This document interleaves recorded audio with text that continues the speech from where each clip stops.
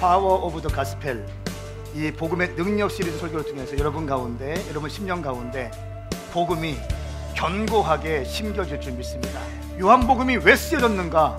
사람을 살리기 위해 이 요한복음이 쓰여졌다는 것입니다. 여러분, 세례 요한의 사명은 예수님의 길을 예비하는 것이었습니다. 어둠 가운데 있던 우리 인생 가운데, 절망의 사망의 음침한 골짜기에서 허우적거리던 우리의 인생들 가운데 예수 그리스도의 빛 대심이 우리 가운데 비춰진 것입니다. 할렐루야. 어둠은 사라지고 빛이 비추게 된 것이에요. 이 땅의 주인이 이 땅 가운데 오셨습니다. 다 거부했습니다. 그러나 그분의 이름을 믿는 사람들에게는 하나님의 자녀가 되는 권세를 주신 것이죠.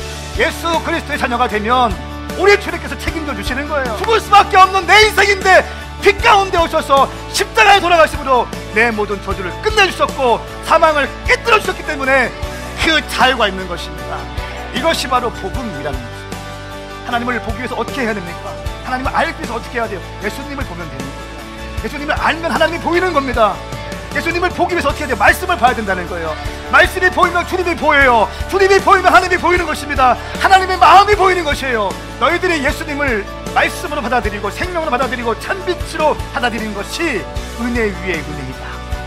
받아들이는 것 자체가 너희들이 마음의 문을 열고 예수님의 자녀가 되는 것 자체가 은혜 위에 은혜이다. 분에 넘치는 은혜이다. 은혜가 있고 또 그 위에 은혜가 부어지고 또 그 위에 은혜가 부어지고 마치 바다에서 파도가 밀려오는 것처럼 멈출 수 없는 은혜가 너 인생 가운데 부어졌다.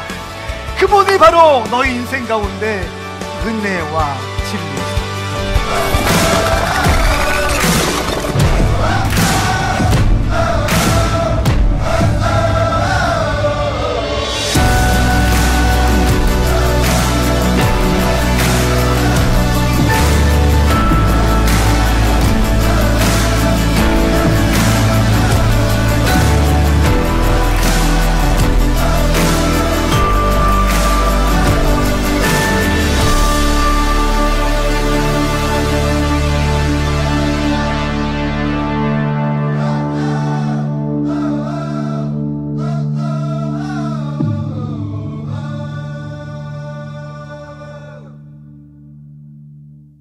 오늘 말씀은 요한복음 1장 19절부터 34절까지 말씀입니다. 선두주자의 영성, 광야에서 외치는 자의 소리라고 하는 제목으로 복음의 능력 시리즈 두 번째 말씀을 선포하겠습니다. 세례 요한은 선두주자였습니다. 선두주자는 먼저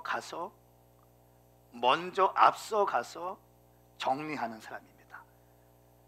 먼저 간다는 것이 왜 중요한가? 아무도 가지 않는 그 길, 먼저 간다는 것은 용기가 필요하기 때문에 그렇습니다. 아무도 안 가는 그 길 가는데 왜 용기가 필요한가? 안정감이 담보되지 않기 때문에 그렇습니다. 선두주자가 한 번도 가보지 않은 그 길을 걸어가면 뒤에서 또 다른 사람이 이 길을 따라옵니다. 처음에는 사막이었습니다. 아무것도 없었습니다.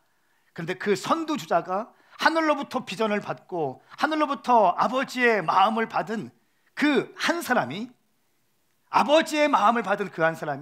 주님 말씀에 순종해서 그 길을 걸어가는 거예요. 그 길을 걸어가면 사람들이 따라오기 시작합니다. 이 사람 저 사람 한 명 두 명 아침과 점심과 저녁에 사람들이 왔다 갔다 하기 시작합니다. 그러면 사람이 한 번도 밟지 않는 그 땅 가운데 길이 생기게 되는 것이죠. 그리고 많은 사람들이 그 길을 통하여 하나님을 볼 수 있게 되는 것입니다. 선두주자는 이런 사람입니다. 세례 요한은 선두주자였습니다. 그는 광야에서 외치는 자의 소리였습니다. 저는 오늘 이 말씀 여러분과 함께 나누고 싶습니다.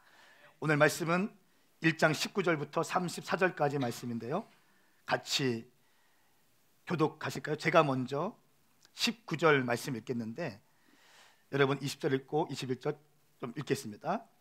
예루살렘의 유대 사람들이 제사장들과 레위 지파 사람들을 보내 당신은 누구시오? 라고 요한의 정체를 물었을 때 요한이 한 증거는 이렇습니다. 그는 거절하지 않고 고백했습니다. 나는 그리스도가 아니요. 그들이 물었습니다. 그러면 당신은 누구요? 엘리야요? 요한이 대답했습니다. 아니요. 그러면 그 예언자요? 그가 대답했습니다. 아니요.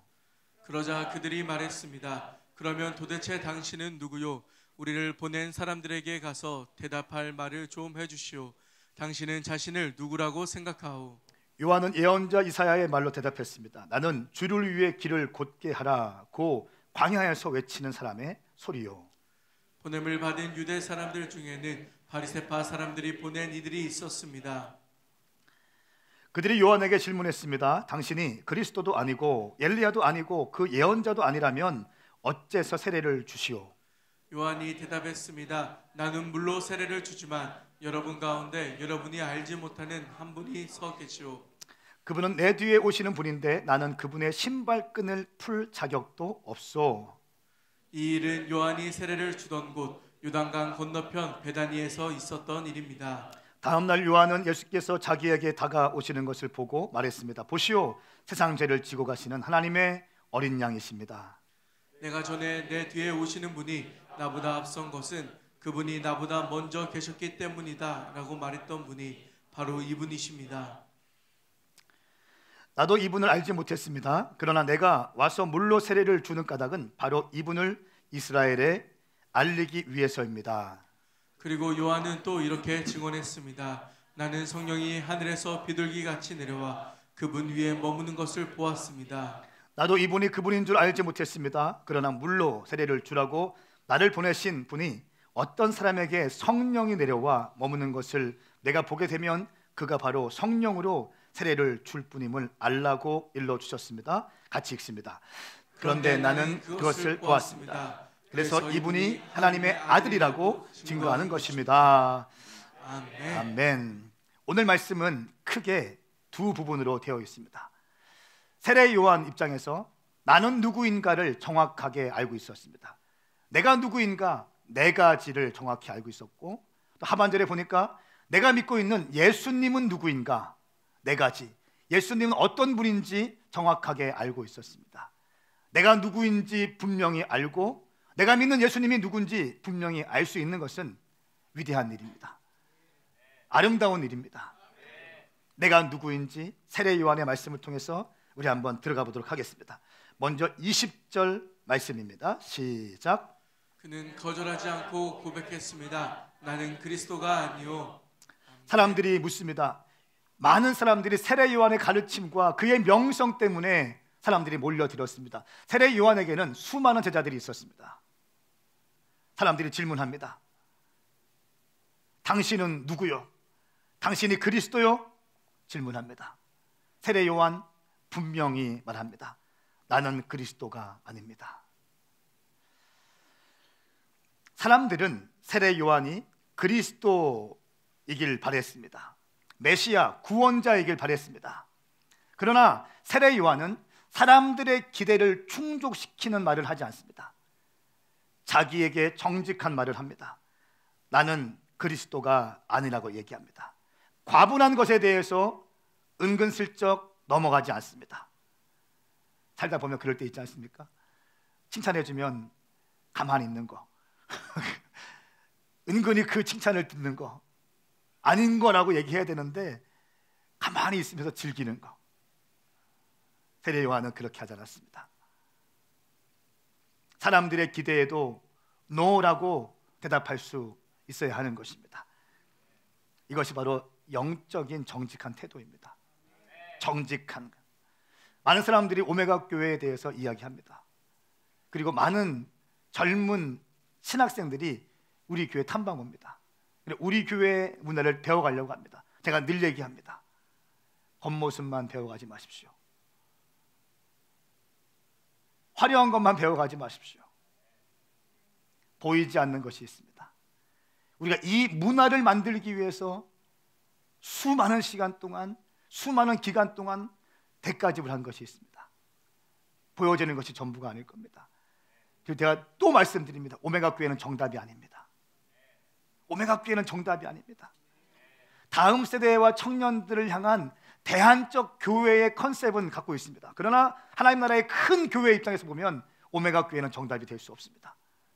우리는 단순히 우리에게 하나님께서 허락하신 데스티니, 그 부르심에 맞게 달려갈 뿐입니다. 우리는 온누리교회를 따라가지 않고, 사랑의 교회를 따라가지 않고, 세상함께 따라가지 않고, 함께하는 교회, 좋은 교회들 많이 있는데 그 위대한 교회를 따라가지 않고 우리에게 허락하신 그 부르심의 자리에서 충성을 다할 것입니다.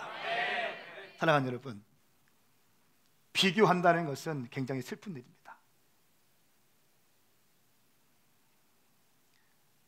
남편이 아내를 옆집 사람과 비교한다면 슬픈 거예요. 아내를 아내답게 봐야 되는 거예요. 아내가 남편을 바라볼 때 옆에 있는 사람과 비교하면 슬픈 겁니다. 그 사람의 부르심이 있다는 거예요. 중요한 게 뭔지 아세요? 그 사람의 부르심 가운데 서 있는가가 중요한 거예요. 오메가 교회의 부르심 가운데 서 있는가? 황성은 목사 가운데, 목사에게 허락하신 그 데스티니 가운데 황성은 목사가 서 있는가? 우리가 그 부르심 가운데 서 있는가? 이것이 중요한 것이라는 것입니다. 세례 요한은 높아지고자 하는 마음, 이것을 거절했습니다.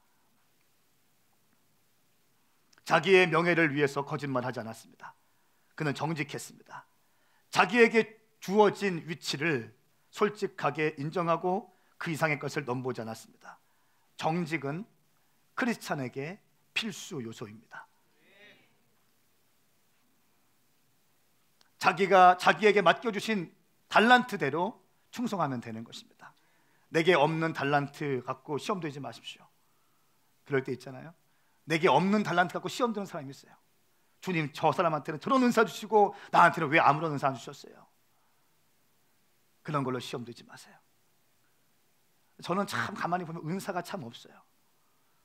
제 아내가 그래, 당신은 참 어떻게 그렇게 은사가 없냐고. 제가 늘 한마디 합니다. 은사는 없는데 은사가 없기 때문에 믿음 주셨다. 어쩔래? 믿음의 은사. 은사가 좀 없으면 어때요? 달란트가 좀 없으면 어때요? 공부 좀 못하면 어떻습니까?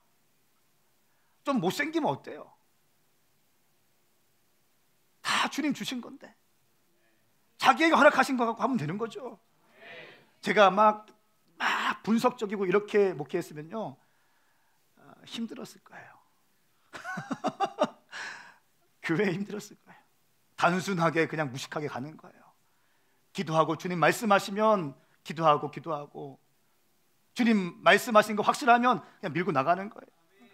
가다 보니까 길이 열리게 되는 것이고, 여러분 우리가 언제 올 때 이 교회 세울 때 따져보고 전략적으로 세웠습니까? 아니죠. 믿음 가지고 오는 거죠.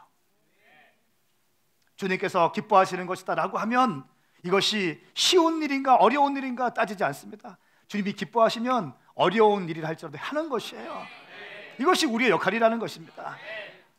부르심 때문에, 달란트 때문에 여러분 시험되지 않게 축복합니다. 달란트 많은 사람들은 건방 떨지 마세요. 교만하지 마세요. 달란트 없는 사람들은 또 비굴하게 하지 마세요. 당당하시면 됩니다. 달란트 있는 사람들은 있는 대로 겸손하게 쓰임 받으면 되고, 없는 사람은 없는 대로 또 쓰임 받으면 되는 것입니다. 두 번째, 그들이 질문합니다. 당신이 엘리야입니까? 당신이 선지자입니까? 질문해요. 또 대답합니다. 나는 엘리야도 아니고 나는 선지자도 아닙니다. 얘기합니다. 이 사람들이 왜 엘리야라고 질문했을까요? 구약 성경에 보면 죽지 않고 하늘로 들림 받은 사람이 엘리야입니다. 불말과 불병거가 와서 엘리야와 엘리사 가운데 분리했고, 회오리 바람으로 엘리야를 감아서 하늘로 데리고 올라갔어요. 그렇기 때문에 초대교회 사람들은 이렇게 생각했어요. 마지막 때가 되면, 말세가 되면 하나님께서 모든 일을 행하실 때 이 하늘로 죽지 않고 올라간 엘리야를 보내서 무엇인가 일을 하시겠구나 라고 하는 믿음이 있었어요. 그렇기 때문에 이 사람들이 엘리야라고 질문하는 것입니다.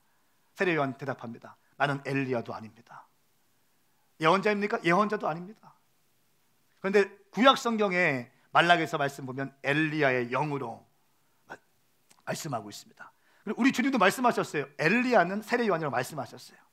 그는 엘리야의 심령과 능력으로 왔다 말씀하셨어요. 근데 왜 세례 요한은 정작 자기는 엘리야라고 안 했을까요? 모든 사람들이 기다리고 있는 이 엘리야, 모든 사람들이 메시아처럼 기다리고 있는 이 엘리야, 자기는 아니라고 하는, 겸손하게 나가는 것입니다. 사랑하는 여러분, 세례 요한은 겸손한 사람이었습니다. 겸손한 사람이었습니다. 그리고 세례 요한은 광야에서 외치는 자의 자기가 소리인 것을 알고 있었습니다. 23절 말씀 같이 읽겠습니다. 시작. 요한은 예언자 이사야의 말로 대답했습니다. 나는 주를 위해 길을 곧게 하라고 광야에서 외치는 사람의 소리요. 아멘. 이사야 40장 3절 말씀을 가지고 와서 대답한 것입니다. 한 소리가 외친다. 광야에서 외치는 길을, 여호와의 길을 내라. 사막에 우리 하나님께서 오실 큰 길을 곧게 닦으라 라고 하는 이사야의 말씀을 가지고 와서 사람들이 대답합니다. 나는 광야에 울리는 소리일 뿐입니다.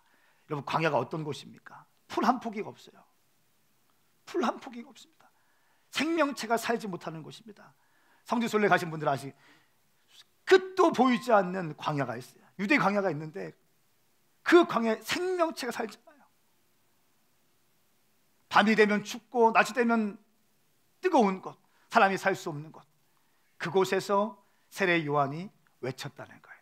사람들이 많이 모인 곳, 인기 얻을 만한 곳에서 외친 것이 아니라 광야에서 외쳤다는 것입니다. 어떤 걸 외쳤을까요? 주님에 대한 메시지를 외쳤을 거예요. 인생 살다 보면 광야가 있습니다. 광야 가운데서 주님을 외치는 거예요. 광야에서 외치는 자의 소리는 물론 복음 전도에 대한 메시지도 있지만 여러분, 인생 가운데 광야가 반드시 옵니다. 광야가 반드시 옵니다. 광야는 주님께서 말씀하시는 곳이라고 하는 어원이 있습니다. 광야에서 주님 말씀하시는 거예요. 인생에 어려운 일이 있을 때, 광야 같은 인생이 다가올 때 거기에서 주님 말씀하시는 거예요. 거기에서 주의 길을 외치는 거죠. 주님의 길을 외치는 거죠. 예수 그리스도를 외치는 것입니다. 또 질문합니다. 25절 말씀. 당신은 어떻게 엘리야도 아니면서 예언자도 아니면서 세례를 줄 수 있습니까? 이 질문하죠. 31절 말씀에 이렇게 대답합니다. 나도 이분을 알지 못하지만 그러나 내가 와서 물로 세례를 주는 까닭은 바로 이분을 이스라엘에게 알리기 위해서입니다. 예수님을 이스라엘 가운데 알리기 위해서 세례를 준라고 말하고 있는 것입니다. 이것이 바로 선두주자의 영성입니다. 광야에서 외치는 거예요. 즐거울 때만 외치는 것이 아니라, 도심 한가운데서 스팟라이트 무대 위에서만 외치는 것이 아니라 인생의 광야 가운데서도 예수 그리스도를 왕이라고 선포하는 것입니다. 주의 다시 오실 길을 예비하는 것입니다. 이것이 바로 세례 요한의 영성의 핵심이었던 거예요. 선두주자의 영성이 무엇인가? 많은 사람들이 선두주자 그럽니다. 오늘날 깨어있는 교회들 가운데 선두주자, 저희 새벽 예배 이름이 선두주자 기도회예요. 포로노 워십이에요. 선두주자 예배.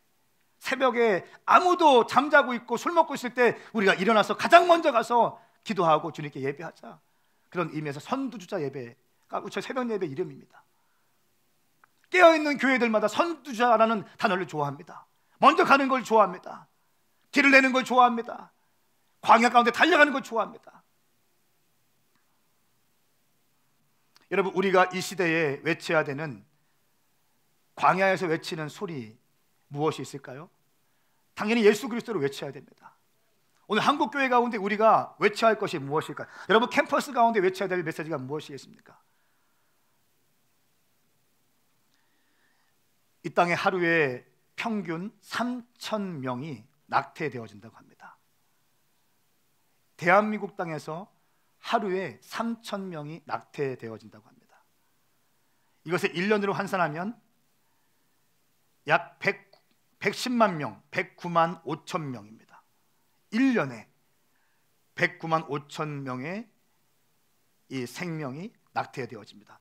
이 109만 5천 명이라는 수는 2015년 출생아 수인 43만 8,700명의 이 출생아의 약 2.7배에 이르는 생명체가 이 땅에 태어나지도 못하고 사장되어지는 것입니다. 이걸 외쳐야 되는 거예요.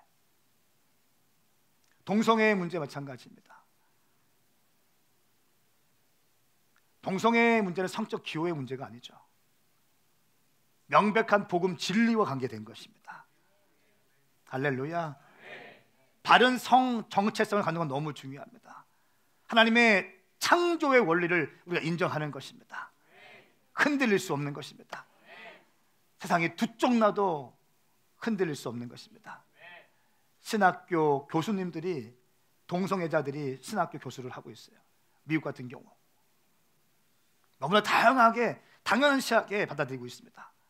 그러나 우리 주님의 말씀은 흔들림이 없습니다. 오늘 밤 예배 가운데 여러분 이 동성향이 꼭 들으시고 무엇이 문제에 우리가 어떻게 기도할지 정확히 배울 수 있기를 축복합니다. 세 번째, 여러 가지가 있겠지만 한국교회 가운데 아픔이 있습니다. 가나안 성도의 증가입니다. 가나안을 거꾸로 하면 안 나가입니다. 교회를 안 나가는 것이 자기한테 가나안이라는 거예요. 적과 꿀이 흐르는 교회가 아니라 교회 밖의 세상, 교회 안 나가는 것이 나는 좋다는 거지. 우리 주님은 좋은데 교회는 싫다는 것입니다. 이 교회를 안 다니는 사람들이 교회를 다시 가고 싶을 때 희망하는 교회가 있는데, 첫 번째는 올바른 목회자가 있는 교회, 이런 교회 가고 싶다고 합니다. 두 번째는 공동체성이 있는 교회, 진짜 가족 같은 교회. 세 번째는 건강한 교회, 이런 교회 찾는다는 거예요. 네 번째는 전 동의할 수 없습니다. 부담 없는 교회. 이게 무슨 말입니까? 편하게 하겠다는 거예요. 편하게 그냥 엔조이 하겠다는 거예요. 잘못된 생각이면 뜯어 고쳐야 됩니다. 십자가 져야 됩니다.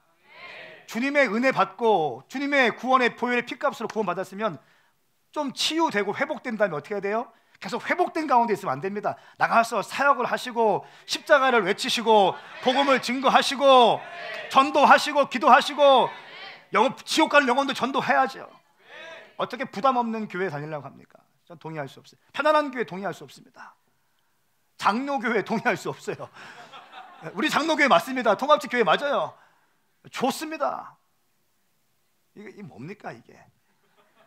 세 번째까지는 동의가 되지만 올바른 목회자가 있는 것, 본질을 사수하는 목회자가 있는 것, 공동체성이 있는 교회, 건강한 교회, 그 교회가 우리 교회 되시길 예수를 축복합니다. 장로교 통합 측 저희 교단에서 이번 9월 7일에 발표했습니다. 101회 교세 통계 집계에 따르면 전년도에 비해서 약 2.1% 5만 8천 명의 성도가 감소했습니다. 5만 8천 명이 1년 만에 감소한 거예요. 저희 장로교 통합 측 교단에서만. 큰 대형 교회 한계가 없어진 거예요. 심각한 문제입니다. 청년들 수치, 10대들 수치 더 급속도로 떨어지고 있습니다.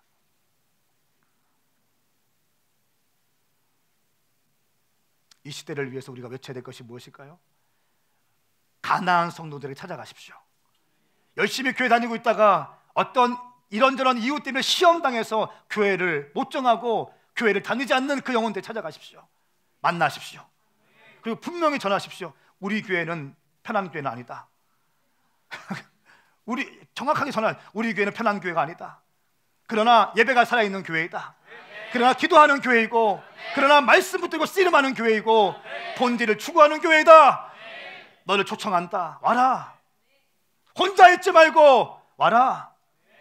가족이 되어줄 것이다. 때로는 너에게 책망할 것이다. 때로는 너를 사랑으로 품어줄 것이다. 너와 함께 할 것이다. 와라. 할렐루야. 이런 여러분들에게 축복합니다. 네 번째 세례 요한은 나는 예수님의 신발끈을 풀 자격도 없는 사람이다, 이렇게 얘기했습니다. 1장 27절 말씀 같이 읽겠습니다. 시작. 그분은 내 뒤에 오시는 분인데 나는 그분의 신발끈을 풀 자격도 없소. 아멘. 예수님 시대의 신발이라고 하는 것은요, 샌들처럼 되어 있습니다. 그리고 가죽으로 되어 있었고 가죽끈으로 묶을 수 있는 것이었습니다. 당시에 랍비를 따라다니면서 말씀을 배우는 제자들은 랍비의 모든 것을 다 책임지는 거였어요. 랍비의 가방을 들어주고, 랍비의 문을 열어주고, 음식을 준비해주고, 그의 침소를 준비하고, 모든 것을 제자가 준비했습니다. 그런데 단 하나 그 제자가 하지 않아도 되는 일이 바로 신발끈을 풀어주는 거였습니다. 이 신발끈을 풀어주는 것은 노예들만 할 수 있는 것이었어요. 가장 천한 일이었습니다. 이것은 무릎을 꿇고 하는 것이기 때문에 가장 천하다고 여겼습니다. 그래서 제자들도 하지 않아도 되는 것이었고 노예들만 하는 것이었습니다. 세례 요한이 이렇게 말하는 것입니다. 당대 최고의 석학이고 하나님의 말씀을 가르치는 하나님의 종 세례 요한이 이렇게 얘기합니다. 나는 다시 오실 예수님의 신발끈 풀기도 감당치 못하는 사람입니다. 나는 종보다도 더 못한 사람들입니다. 우리 주님에 비하면 나는 아무것도 아닙니다. 그때 세례 요한이 역사의 무대 위에서 등단해서 스팟라이트 받고 있을 때예요. 많은 사람들이 이 세례 요한을 추종할 때입니다. 그의 메시지에 귀를 기울이고 그의 가르침에 귀를 기울이며 신선한 기름 부으심이 그의 입술 가운데 흘러나와서 뉴 와인을 선포했던 신선한 메신저이며 하나님의 사람입니다. 모든 사람이 열광했던 사람입니다. 근데 그 세례 요한이 나는 예수님의 신발끈 풀기에도 합당치 않은 사람입니다. 나는 종보다도 더 낮은 사람입니다. 이것이 세례 요한이 자기를 인식하고 있는 믿음의 태도였다는 것입니다. 사랑하는 여러분, 세례 요한의 영성이 저와 여러분 가운데 부어지기 축복합니다. 겸손이죠. 겸손. 살다 보면 정말 잘난 사람 많이 있지 않습니까? 잘난 사람 보면 어떤 마음 듭니까? 잘났구나. 그래 너 잘났다. 그래 잘났다. 이런 마음 들어요. 근데 정말 잘난 사람인데 겸손하면 어떻게 됩니까? 위대하게 보여지는 거예요. 그 앞에 고개가 숙여지게 되는 것입니다. 모든 것을 다 이룬 것처럼 보이는데 그 사람이 겸손하게 되면 그 앞에서 고개가 숙여지게 되는 거예요. 이영환 목사님 저는 그렇게 봐요. 하나님께서 귀하게 쓰시고 교회를 개척하시고 교회를 선장시키시고 수많은 목회 경험을 쓰시고 많은 영혼들을 살리셨는데 어찌나 그렇게 겸손하신지. 근데 강단상 위에 올라오시면 또 얼마나 그렇게 날카롭게 말씀을 증거하시는지. 내려오시면 겸손하신데 올라오시면 찔르시고 막. 하나님에 대한 절대 믿음이 있기 때문에 그런 것입니다. 우리 가운데 이 세례 요한의 겸손함이 부어지기 축복합니다. 두 번째로 세례 요한은 예수님에 대한 분명한 인식이 있었습니다. 예수님이 어떤 분이신가 하는 분명한 믿음이 있었어요. 첫 번째는 세상 죄를 지고 가는 하나님의 어린 양이라고 하는 믿음이 있었습니다. 1장 29절 말씀 같이 읽겠습니다. 시작. 다음날 요한은 예수께서 자기에게 다가오시는 것을 보고 말했습니다. 보시오, 세상 죄를 지고 가시는 하나님의 어린 양이십니다. 아멘. 세상의 모든 죄를 걸머쥐시고 가시는 하나님의 어린 양이시다. 나의 모든 죄를 해결하시는 분은 예수 그리스도이시다. 이 땅의 모든 죄를 해결하시는 분은 예수 그리스도이시다 라고 하는 믿음이 있었습니다. 두 번째로 그는 나보다 먼저 계셨다라고 말합니다. 30절 말씀에 이렇게 말씀하고 있어요. 내가 전에 내 뒤에 오시는 분이 나보다 앞선 것은 그분이 나보다 먼저 계셨기 때문입니다. 이렇게 말합니다. 사실 생물학적으로 보면은 세례 요한이 예수님보다 6개월 형님이세요. 6개월 먼저 태어나셨어요.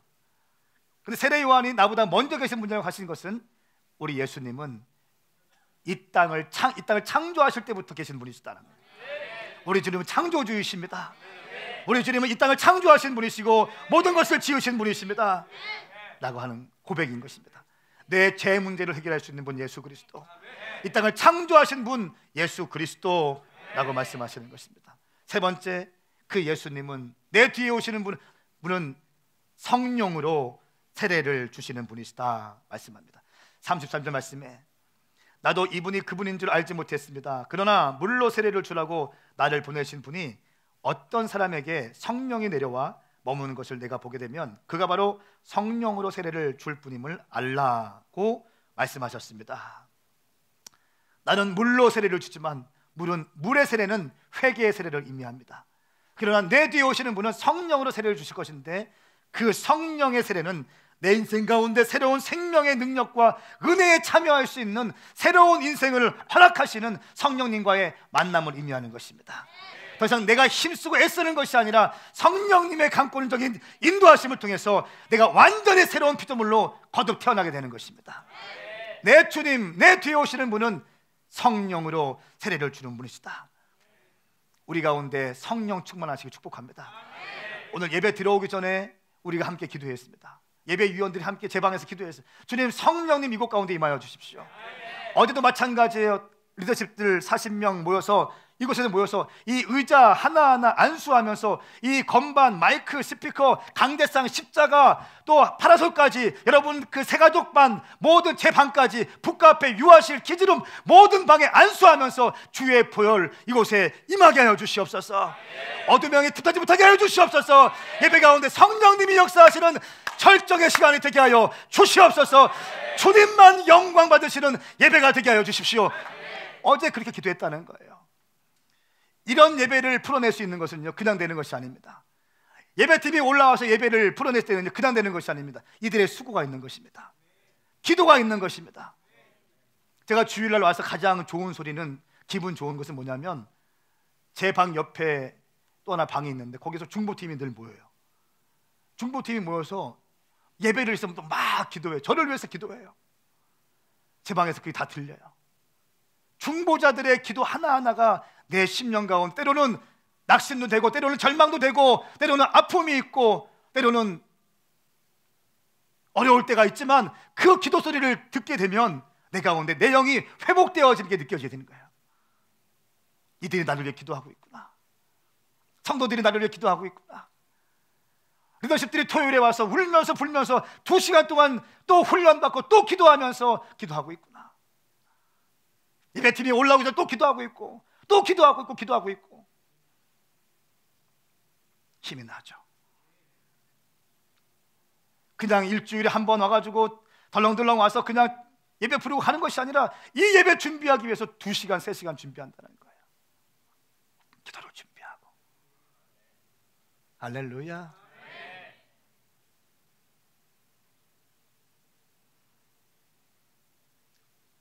내 인생을 완전히 바꿀 수 있는 분은 성령님이세요. 성령님이세요. 내 힘과 능력이 아니라 성령님이 내 인생 가운데 임하실 때 내 모든 삶이 바뀌어지는 거예요. 오늘 예배드리는 모든 심령 가운데 그 놀라운 역사가 일어날지어다. 성령 세례가 임할지어다. 네 번째는, 예수님은 하나님의 아들이라는 것입니다. 세례 요한의 고백, 예수님은 하나님의 아들입니다. 34절 말씀 같이 읽겠습니다. 시작. 그런데 나는 그것을 보았습니다. 그래서 이분이 하나님의 아들이라고 증거하는 것입니다. 아멘. 하나님의 아들. 단순하게 내 인생만, 내 깨어진 마음만 바꿔주는 것이 아니라, 내 영의 문제만 바꿔주는 것이 아니라, 내 영혼의 문제만 바꿔주는 것이 아니라, 내 깨어진 관계, 육체, 재정의 문제까지 바꿀 수 있는 분, 하나님이시라는 것입니다. 그리고 그 예수님은 하나님의 아들이시라는 것입니다. 내 죄의 문제를 해결할 수 있는 분 예수 그리스도, 나보다 먼저 오셔서 이 땅을 창조하신 분 예수 그리스도, 성령님과 함께 하시는 분 예수 그리스도, 하나님의 아들이신 예수, 내 인생의 모든 문제를 해결할 수 있는 분 예수 그리스도이시다. 세례 요한은 예수님에 대한 분명한 믿음의 고백이 있었다는 것입니다. 그 고백이 있기 때문에 광야 가운데 들어갈 수 있는 거예요. 그 고백이 있기 때문에 헤롯 왕 앞에 가서 담대하게 말씀을 선포할 수 있는 것입니다. 절절매지 않는 것입니다. 엘리야의 심령과 능력을 받기 위해서는 내가 믿는 주님이 누구신가 분명하게 믿을 때만 가능한 것입니다. 그는 예수에 미친 사람이었습니다. 단순하게 예수님으로 가득 찬 사람이었습니다. 그의 부르심, 나의 부르심은 무엇인가? 나는 예수님의 길을 예비하는 사람이다. 유명한 설교가가 아니라, 유명한 베스트셀러 작가가 아니라, 내가 높아지는 것이 아니라, 내가 큰 교회에 목회하는 것이 아니라, 내 부르심은, 나의 데스티니는 예수님의 길을 예비하는 것이다 라고 하는 분명한 자기 데스티니에 대한 이해가 있다는 것입니다. 우리는 예수님의 미친 사람이었습니다. 근데 우리는 어떻습니까? 예수님의 미치기보다는 아무것도 아닌 것에 신경을 쓴다는 거예요. 교파에, 교단에 신경을 씁니다. 어떤 프로그램에 자기 신경을 쓰는 거예요. 그러니까 뭡니까? 예수님이 가리워지는 거예요. 자꾸 가정 가운데서 예수님께 집중해야 되는데 다른 것에 집중하기 시작해요. 예수님을 놓치죠. 교회가 예수님께 예수로 가득 차야 되는데 예수를 놓쳐버려요. 다른 것을 갖고 옵니다. 다른 것을.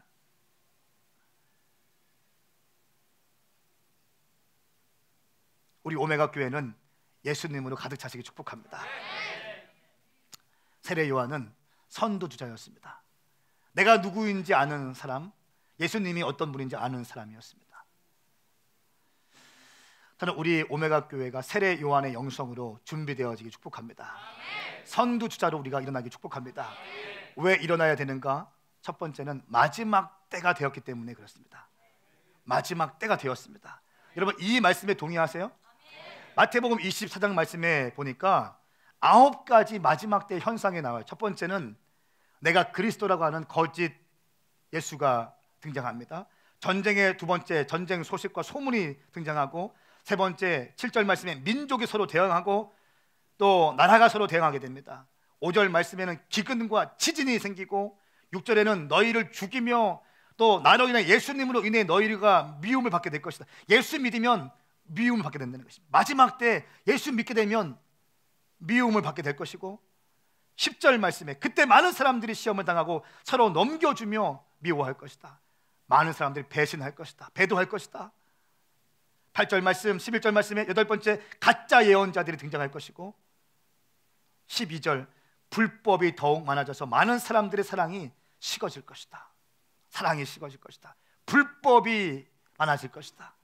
사람들의 마음이 부드러운 마음이 아니라 굳은 마음으로 있을 것이고, 사랑하기보다는 사랑이 식어질 것이고, 교회 가운데 사랑이 식어질 것이고, 공동체 가운데 사랑이 식어질 것이고, 그 사랑이라고 하는 놀라운 가치가 아무렇지도 않게 땅에 벌어지게 될 것이다. 마지막 때를 예언하고 있는 거예요. 13절 말씀, 그러나 끝까지 굳게 서 있는 사람은 구원은 얻을 것이다. 할렐루야. 굳게 서 있는 거예요. 앉아 있는 것이 아닙니다. 굳게 서 있는 것입니다. 바람이 불고 풍랑이 일지만 굳게 서 있는 것입니다. 있어야 할 자리에 있는 것입니다. 그럴 때 굳게 서 있는 사람은 구원을 얻을 것이다. 그리고 이 하늘나라의 복음이 온 땅에 전파되어 모든 민족에게 증거될 때, 그때야 끝이 올 것이다 라고 말씀하고 있습니다. 사랑하는 여러분, 말씀에 대해서 사모함이 부어지기 축복합니다. 마지막 때에 대해서 이해함이 있어야 됩니다. 제가 우리 연말쯤 돼서 요한계시록 마지막 때 엔타임에 대해 풀 겁니다. 금요일 날인가 언제 한번 7, 8주 정도 풀 거예요. 그럼 믿음이 어떻게 되는지 아세요? 마지막 때에 대해 풀기 시작하면 믿음이 견고하게 딱 되기 시작합니다. 불처럼 일어나기 시작해요. 믿음이 팍 일어납니다.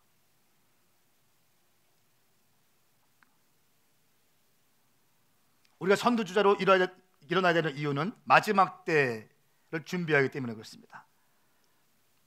두 번째는 잠자는 교회와 성도들을 깨워야 하기 때문에 그렇습니다. 많은 사람들이 잠자고 있습니다. 교회 안에 잠자고 있는 사람들, 교회가 잠자고 있는 교회. 어제 작년 우리 이번에 새가족 수양에 가시는 분들과 1대1 시작했는데, 그분들과 밥을 맛있게 먹었어요. 인트로하고 설명해드리고 밥 맛있게 먹고 복명가든에 갔어요. 기가 막히더라고요. 마음이 활짝 열리더라고요. 그 분위기가 주는 또 은혜가 있더라고요. 같이 마음 나누고 신앙의 백그라운드가 무엇인지 질문하고 대답 듣고, 어떤 고민이 있는지 질문하고 대답 듣고 친해졌어요. 좋았어요. 행복했어요. 그리고 마지막에 갈 때 또 기도하고 또 헤어졌어요. 여러분, 잠자는 성도들이 얼마나 많습니까? 잠자는 교회들이 정직하게 얼마나 많습니까?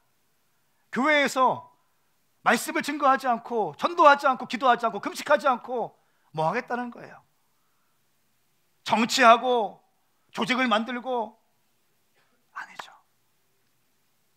말씀 보고 기도하고 금식하고 영혼 구원하기 위해서 애쓰고, 할렐루야, 헌신하고 충성하고. 그렇기 때문에 불편한 교회, 편안한 교회는 잘못된 교회입니다. 주님의 일하는데 어떻게 편하게 할 수 있습니까? 그거는 말이 안 되는 거예요. 세속주의 크리스찬들이 하는 얘기입니다. 있을 수가 없는 것입니다. 주님 믿는 거는 십자가 지는 것입니다.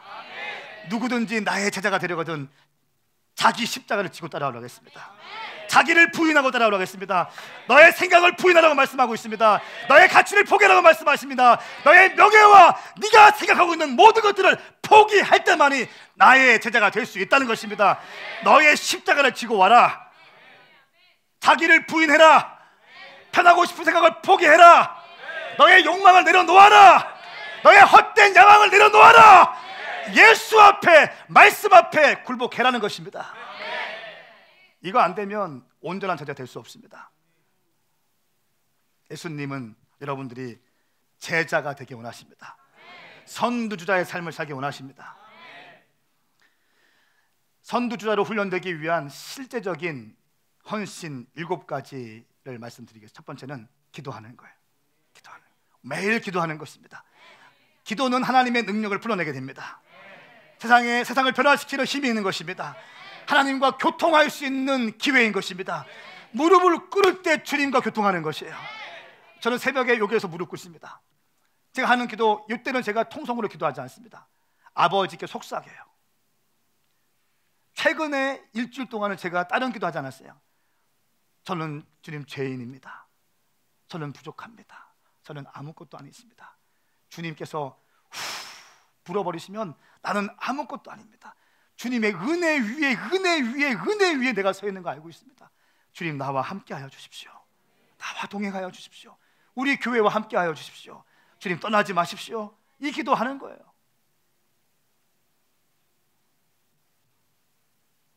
두 번째, 정기적인 금식을 하는 것입니다. 정기적인 금식은 초대교회 성도들의 생활 양식이었어요. 일주일에 2번씩 금식했습니다.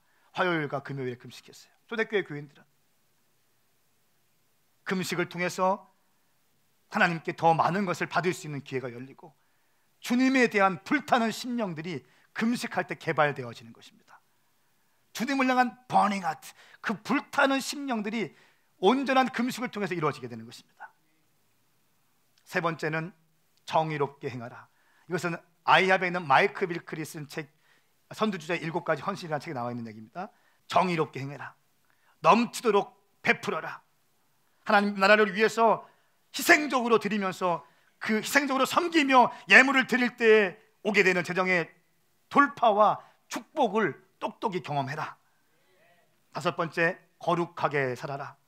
하나님의 성품은 거룩이다. 거룩을 빼놓고 너의 입술 가운데 거룩, 생각 가운데 거룩, 너의 마음 가운데 거룩을 유지해야 된다. 여섯 번째, 제자를 세워라. 정기적으로 전도하고 기도 모임하고 말씀을 가르치고 양육하고 제자를 양성해서 다른 사람들을 섬기는 일에 게을리하지 말아라. 한 영혼에 집중해라. 일곱 번째, 담대히 선포해라.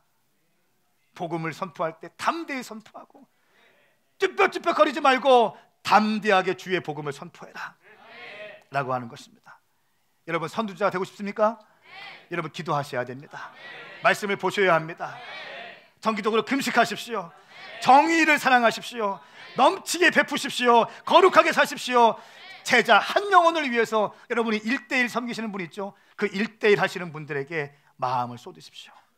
형식적으로 티칭하지 마시고, 배우는 사람들은 형식적으로 말씀 배우지 마시고 마음을 열고 배우시고, 가르치는 사람은 마음을 열고 한 영혼을 위해서 투자하시고 기도하시라는 것입니다. 그리고 담대히 복음을 선포해라.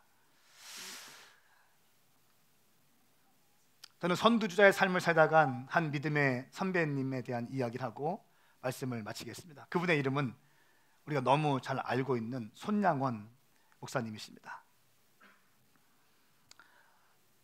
손양원 목사님은 여수 예양원에서 한센병 환자들에 대해서 헌신과 사랑으로 섬기셨습니다. 1902년부터 1950년까지 48년간 이 땅에 계셨습니다. 그리고 애양원에서 한센병의 아버지로 불렸습니다.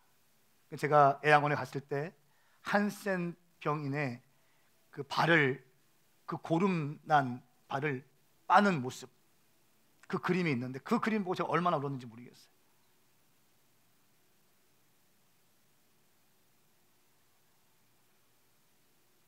입으로 발을 빨아서 한센병 한 명 한 명 그 영혼을 사랑하는 마음으로 섬기신 분이십니다.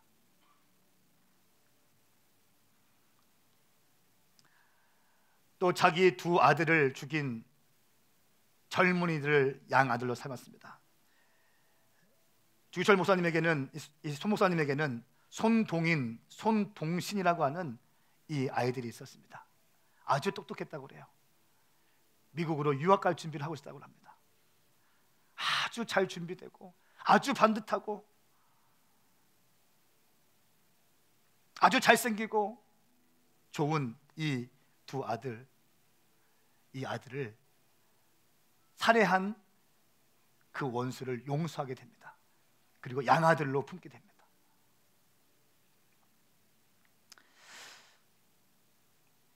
이 아들을 이 1948년도 여수 사건 때 좌익 폭도에 의해서 순교당했는데, 이 두 아들의 장례식장에서 손양원 목사님의 답사가 했던 것이 있습니다. 그것은 손양원 목사의 9가지 감사라고 하는 제목으로 9가지 감사를 소개했습니다. 첫 번째, 나 같은 죄인의 혈통에서 순교의 자식을 나게 하시니 감사합니다. 두 번째, 허다한 많은 성도 중에서 이런 보배를 나에게 주셨으니 감사합니다. 세 번째, 삼남 삼녀 중에서 가장 귀여운 맏아들과 둘째 아들을 바치게 하시니 감사합니다. 네 번째, 한 아들의 순교도 귀하거늘 하물며 두 아들을 함께 순교하였으니 더욱 감사합니다. 다섯 번째, 예수 믿고서 와석종신해도 복이라고 했는데 전도하다가 총살 순교했으니 더욱 감사합니다. 여섯 번째, 미국 가려고 준비하던 아들이 미국보다 더 좋은 천국 갔으니 내 마음이 안심되어 더욱 감사합니다. 일곱 번째, 내 아들을 죽인 원수를 회개시켜 아들을 삼고자 하는 사랑의 마음을 주신 하나님께 감사합니다. 여덟 번째, 내 아들의 순교의 열매로 무수한 천국의 열매가 생길 것을 믿으면서 감사합니다. 아홉 번째, 역경 속에서도 하나님의 사랑을 깨닫게 하시고 이길 수 있는 믿음을 주신 하나님께 감사합니다. 이것이 두 아들을 잃어버린 장례식장에서 그 아들을 보내면서 했던 손양원 목사님의 9가지 감사의 답사 내용입니다. 믿음으로 키운 아들, 말씀으로 키운 아들, 유학 가기 위해서 준비하고 있던 그 아들이 순교됐을 때 하나님을 원망하지 않고 9가지 감사로 믿음의 한 단계 높은 차원으로 들어갔던 손양원 목사님의 우리는 믿음을 보게 됩니다. 또 이 손 목사님께서 주님 고대가라고 하는 주님을 사모하면서 쓴 곡이 있습니다. 그 가사를 좀 읽어드리겠습니다. 예배팀 좀 올라와 주시겠습니까?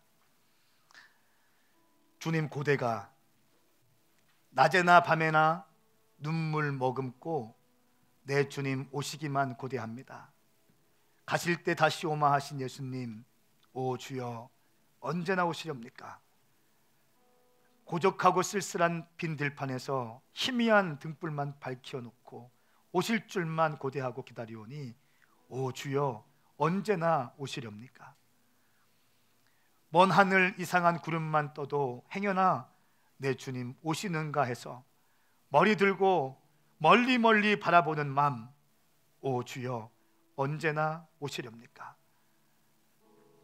내 주님 자비한 손을 붙잡고 면류관을 벗어들고 찬송 부르면서 주님 계신 그곳에 가고 싶어요. 오 주여 언제나 오시렵니까? 신부되는 교회가 흰옷을 입고 기름 준비 다 해놓고 기다리오니 도적같이 오심하고 하신 예수님, 오 주여 언제나 오시렵니까? 천년을 하루같이 기다린 주님, 내 영혼 당하는 것 볼 수 없어서 이 시간도 기다리고 계신 내 주님, 오 주여 이 시간에 오시옵소서. 주님의 고대가였어요. 사랑의 원자탄 손양원 목사님, 한센병들을 섬겼던 그 사랑의 사도, 그리고 그 주님은 두 아들을 잃은 슬픔을 하늘에서 만나고자 하는 그 믿음 가지고 이겼던 것입니다. 여러분, 주님 다시 오실 그때를 사모하셔야 됩니다. 깨어 있으셔야 돼요. 깨어 있으셔야 됩니다. 졸 때가 아니에요. 작은 문제로 싸울 때가 아니라는 거예요. 작은 문제로 감정 싸움할 때가 아니라는 겁니다. Wake up! 깨어나셔야 되는 거예요. 여러분, 여러분의 영이 깨어나셔야 됩니다. 주님 다시 올 그 오실 마음을 가지고 살아야 한다는 것입니다. 저는 손양원 목사님의 이 고백 중에 특별히 고적하고 쓸쓸한 빈들판에서 희미한 등불만 밝혀 놓고 오실 줄만 고대하고 기다리오니 내 주여 언제나 오시렵니까? 먼 하늘 이상한 구름만 떠도 행여나 내 주님 모시는가 해서 머리 들고 멀리 바라보는 마음. 오 주여 언제나 오시렵니까? 이 가사가 그렇게 제 마음에 다가오더라고요. 구름만 이상해져도 주님 오실까? 언제 오실까? 주님, 우리 주님 언제 오실까? 우리 주님 오시는 거 아닌가? 사랑하는 여러분, 마지막 때를 이해한다는 것은 시한부 종말론자적 이런 게 아닙니다. 우리 주님은 우리가 깨어있기 원합니다. 다시 오실 예수님의 길을 예비하기 원하십니다. 선두주자의 영성, 이것이 바로 세례 요한의 영성이었다는 것입니다. 내가 누구인지 분명히 알고 내가 믿는 예수 그리스도가 누구인지 분명히 아는 것. 나는 주님의 신발끈 풀기도 합당한 자가 아닙니다. 나는 그리스도가 아닙니다. 나는 엘리야도 아니고 예언자도 아닙니다. 나는 그저 광야에서 외치는 자의 소리이고 나는 부족한 자입니다. 우리 주님은 세상 죄를 지고 가는 어린 양이십니다. 나보다 먼저 오시고 이 땅을 창조하신 분이시고 성령으로 세례를 부으시는 분이고 예수님은 하나님의 아들이십니다. 나는 그분을 믿습니다. 그리고 그분이 다시 오마 약속하셨습니다. 할렐루야. 우리 주님을 찬양하시. 다 함께 일어나시겠습니다. 우리 주님의 초림을 준비하기 위해서 세례 요한이 엘리야의 심령과 능력으로 먼저 왔습니다. 그리고 주님의 길을 준비했습니다. 이 성경의 모든 예언들이 다 성취되었고 단 한 가지 예수님의 재림만 남은 상태입니다. 예수님의 초림을 준비했던 세례 요한이 있었습니다. 예수님의 재림을 준비할 세례 요한의 심령과 능력, 엘리야의 심령과 능력으로 먼저 가서 주님의 길을 예비할 사람들, 주의 재림을 예비할 선두주자들, 예수님의 이름으로 일어날지어다. 일어날지어다.